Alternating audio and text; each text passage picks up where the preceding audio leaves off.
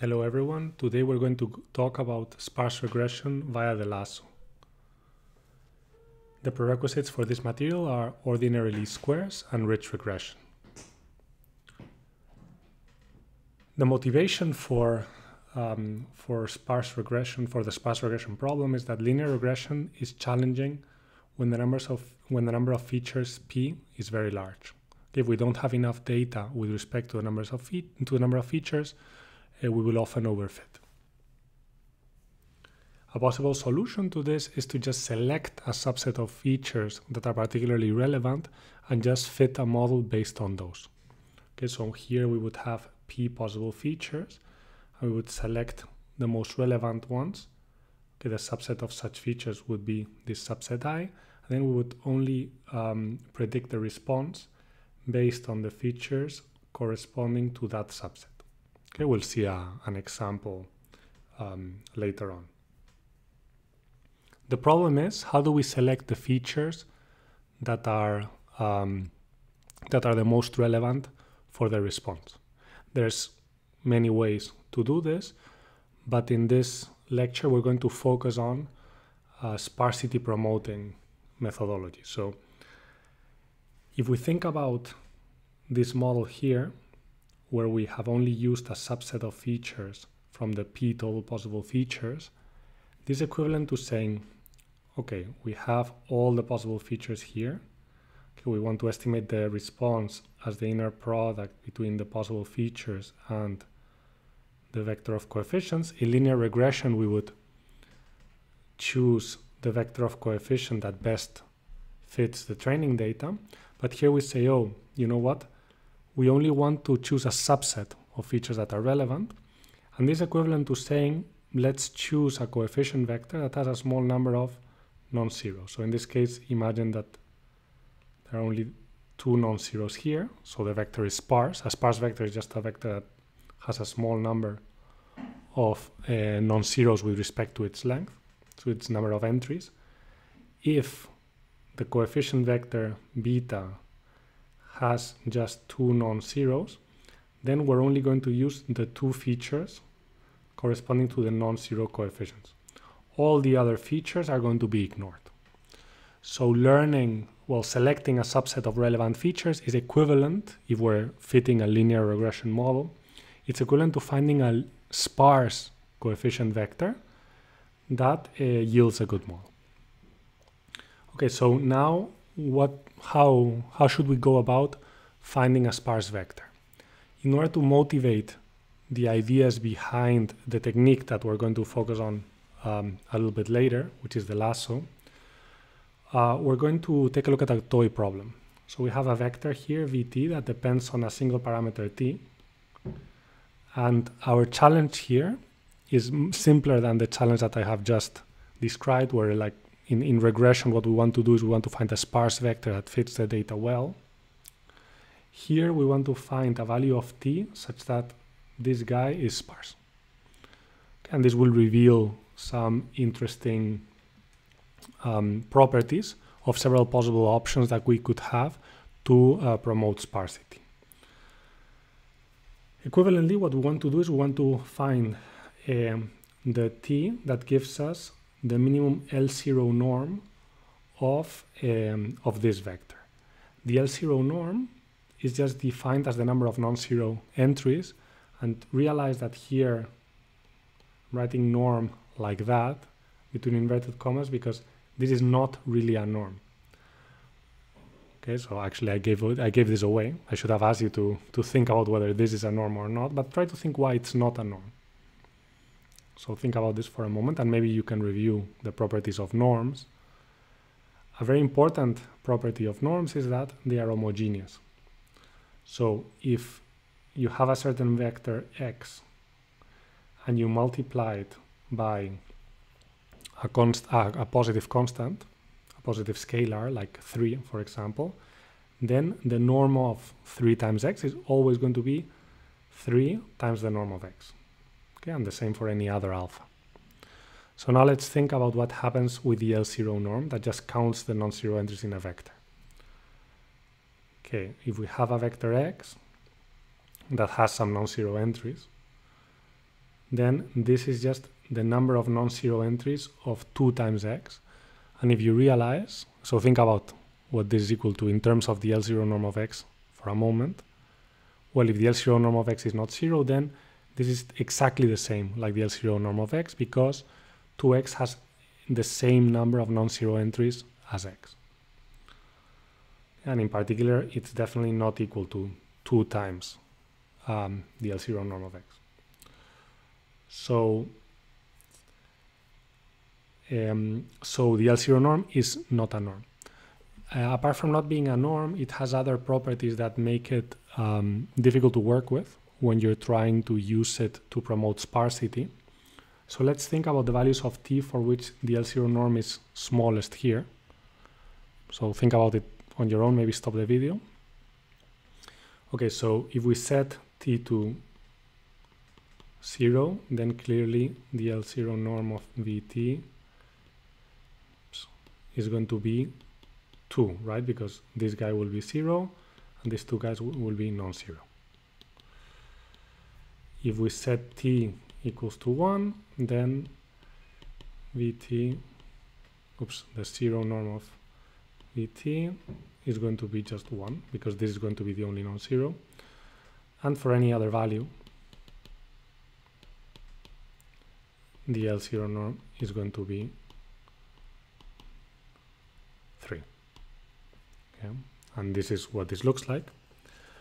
Notice that the L0 norm is very difficult to minimize. So of course here we can just solve some equations and see how to set certain entries to 0. But if you have like something like a linear regression problem where you have another term that you also want to minimize, or there's a matrix multiplying this. If things get a little bit complicated, we won't be able to just solve some equations. That won't be tractable. And if we want to resort to iteratively minimizing the function, like imagine that you're here and you want to iteratively minimize the function, there's no information about how to improve here.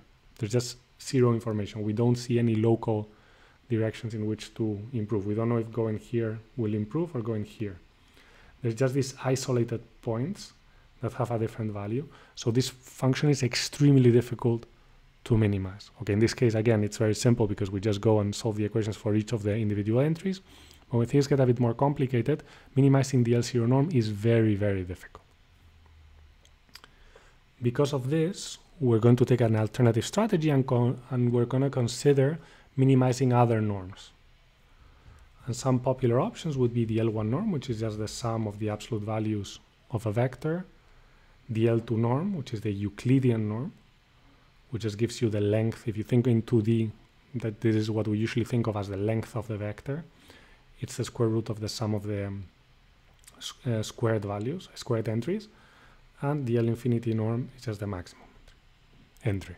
So now we're going to just apply this to this function and see which of these norms promotes sparsity better, because that's what we want. Remember, like we want to solve this sparse regression problem. We want to be able to promote sparsity in the solution, like in the coefficients of our linear regression model. And we're looking for some kind of function that allows us to do that. Okay, so this is the result in this toy example. Remember, like we still have the L0 norm here in green. Now let's look at each of the examples one by one, each of these different options. So the red, actually maybe let's, like the red line is the L1 norm. And the L1 norm is kind of nice if you realize, because its minimum is here, exactly at the same place. Maybe I'll use another color. Let's see if I can find that color that we're not using, green. Like this kind of green. So the minimum of the L1 norm is exactly in the place where this vector is sparsest. And there is local information. So if you're here, if you just look at the derivative here, you will know that you have to go in this direction to minimize. And you will be eventually able to minimize the L1 norm. So the landscape of the norm is much better behaved in terms of enabling local optimization. And it does exactly what we wanted to do. Okay, like the minimum, if we minimize this norm, the minimum is exactly where we want it to be, which is at the place where this vector has the smallest number of non-zeros. Now let's take a look at the L2 norm. The L2 norm has a very nice landscape here, like it's rounded, it's very easy to minimize. The problem is that its minimum is at a place where the vector is really not sparse. Actually, the 3 entries are non-zero. And if you look at the L infinity norm, the same happens. It's again, I mean, relatively easy to minimize, but at its minimum, the vector is not sparse at all.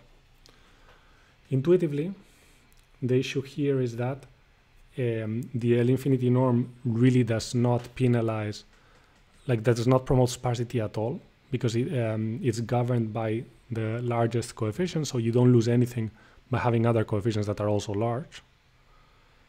The L2 norm is a bit better, but what happens with the L2 norm is because you have squares, it doesn't penalize very small entries very much. The L1 norm penalizes small entries quite a bit, because think about it, if you have a small number and you square it, it becomes really, really small, whereas if you don't square it, as is the case of the L1 norm, it has much more influence. And interestingly, this means that the L1 norm will set stuff to 0 more easily than the L2 norm. And here we see this in this simple example. Later on, we're going to study the properties of the L1 norm, essentially using subgradients. But for now, we're just going to apply it to linear regression and see what happens. Okay, so we go back to the problem of sparse linear regression, where we want to find a small subset of useful features. And this brings about the model selection problem, where we have two objectives. On the one hand, we want to obtain a good fit to the data. Okay, we want this to be as small as possible in the training set, of course, but also in a way that we generalize. And the way we want to ensure that we generalize, even if we have a large number of features with respect to a number of data, is by using a small number of features, which means that we want that this guy, this coefficient, a vector, is as sparse as possible. It has the smallest number possible of non-zeros. And as we have seen in our simple example, the L1 norm seems to be a good way to promote sparsity, and that's exactly what the Lasso does. So the Lasso, which is just L1 norm regularized least squares regression, does essentially the same thing as Ridge-regression, but instead of putting the L2 norm here, we put the L1 norm, because the L1 norm promotes sparsity, unlike the L2 norm. And hopefully this will allow us to find a sparse beta that fits the data well. We're going to apply this method to just see how it works in practice to our usual example where we have hourly temperatures at weather stations all over the US. We're going to predict the temperature in Gemstown, North Dakota. You might wonder why I'm not using Yosemite as in the previous examples, and the reason is that here the sparse model for Yosemite is not that great, but for this station it's pretty good. The reason being probably that there's no stations close to Yosemite or in places that have a similar climate than Yosemite, whereas we will see that there's a few stations in South and North Dakota that allow you to build a good model based on them. The features are, again, these 133 other stations. We have a test set, an additional, which is just held out, and an additional test set that is measurements from another year. Okay, like most measurements are from 2015, we have a separate test set from 2016.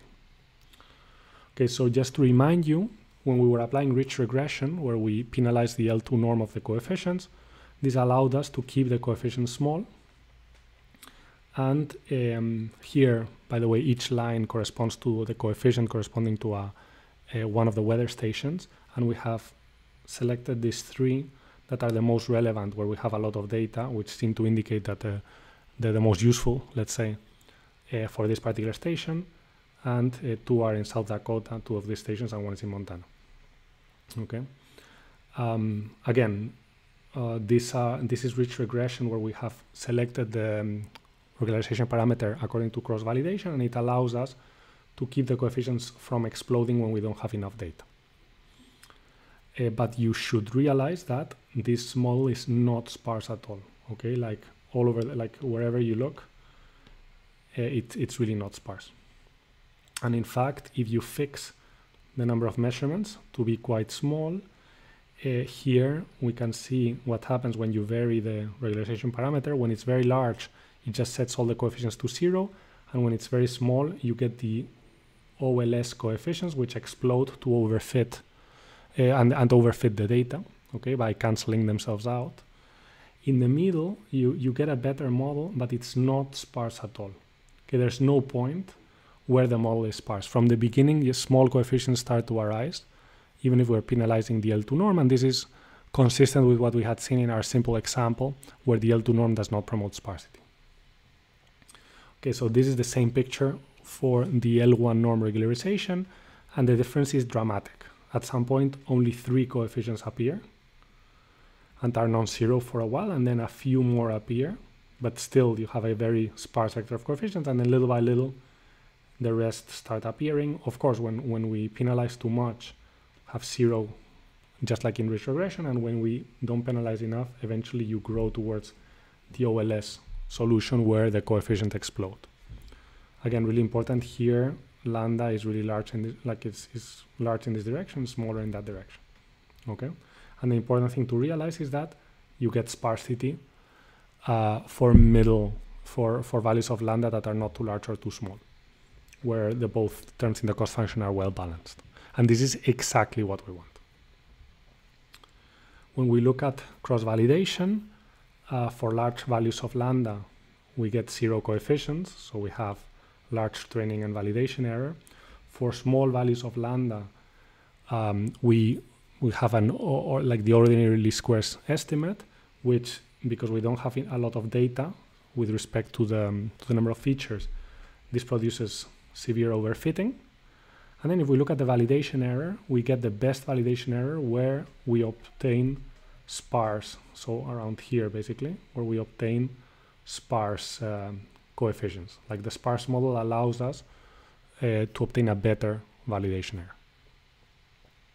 These are the values of the regularization parameter according to the number of data. When we have a lot of data, the regularization parameter is very small because we know that OLS already works very well. Realize that this is a logarithmic, this is a logarithmic scale on the y-axis. When we don't have a lot of data, when we have very little data, we need to have a large regularization parameter for things to work out. Okay, again, these are the Ridge-regression coefficients and that we saw at the beginning. And here we see the Lasso coefficients chosen by the model. They're much, much more sparse. Okay, you can compare here. All of them essentially are non-zero. Here, most of them are 0. And then eventually, at some point, it becomes non-sparse where we have enough data to fit using a lot of features. Of course, it's very nice that we're able to fit the data using less features, because this gives you a very interpretable model, and it may be useful for several reasons. But at the end of the day, we want to predict the response. So here we're seeing whether using a sparse model, in the case of this particular response, okay, trying to estimate the temperature in Jamestown, if that improves, so if the model is improved with respect to the Ridge-regression model, for example. And the answer is that in general, it does improve things. So you can see here that the X's are the Ridge-regression model, whereas the circles are the Lasso with L1 norm regularization. And in this case, incorporating sparsity allows you to be better at the points where OLS overfits. Okay, so it gives a non-trivial advantage over Ridge-regression, and as you can see here, it's because it overfits even less than Ridge-regression. Okay, so what have we learned today? We've learned that sparse regression is the problem of fitting a linear model that includes only a subset of relevant features, and it's most useful when your number of features is really large with respect to the number of data. And we've seen also that regularization based on L1 norm is effective in promoting sparsity, and it allows us to select a sparse model while fitting a linear regression model, it allows us to do this automatically. Thank you very much.